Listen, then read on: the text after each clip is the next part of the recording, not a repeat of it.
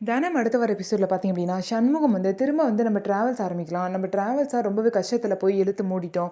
இப்போ திரும்ப வந்து ஆரம்பிக்கலாம். நான் ஒரு கேப் ஓட்டுறேன், நீங்கள் ஒரு கேப் ஓட்டுங்கன்னு சொல்லிட்டு சண்முகம் வந்து தனத்துக்கிட்ட கேட்குறாங்க. அதுக்கு தனம் சொல்கிறாங்க, எனக்கு ஆட்டோ ஓட்ட கற்றுக் கொடுத்ததே அவர் தான். அவரும் நினைப்பா தான் நான் ஆட்டோவே ஓட்டிகிட்டு இருக்கேன். அப்படி இருக்கும்போது எனக்கு வேறு என் கேப்லாம் ஓட்டணும் அப்படின்னு சொல்லிட்டு எனக்கு தோணவே இல்லை. எனக்கு ஆட்டோவே போதும் சண்முகம். நீங்கள் வந்து தாராளமாக ட்ராவல்ஸ் ஆரம்பிங்க. நானும் அந்த ஐடியாவில் தான் இருந்தேன். நமக்கு வந்து கண்டிப்பாக வந்து ட்ராவல்ஸ் ஆரம்பித்தா கொஞ்சம் நல்லபடியாக வந்து ஃபேமிலியை ரன் பண்ண முடியும்.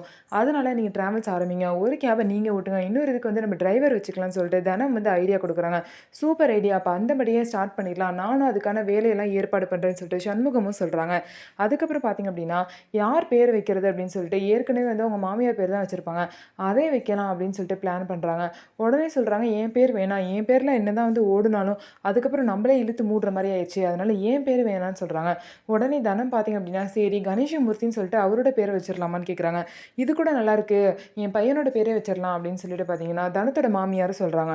உடனே இல்ல பேர் எழுதி போட்டு பார்க்கலாம் அப்படின்னு சொல்லிட்டு, ருக்மணி அப்படின்னு சொல்லிட்டு தனத்தோட மாமியார் பேரும், தனத்தோட பேரும், கணேஷிமூர்த்தி அவங்க பேரும் 3 பேர் பேரும் எழுதி போட்டு, குலுக்கி சீட் எடுக்கும்போது பார்த்தீங்க அப்படின்னா, தனத்தோட பேர் தான் வந்திருக்கு.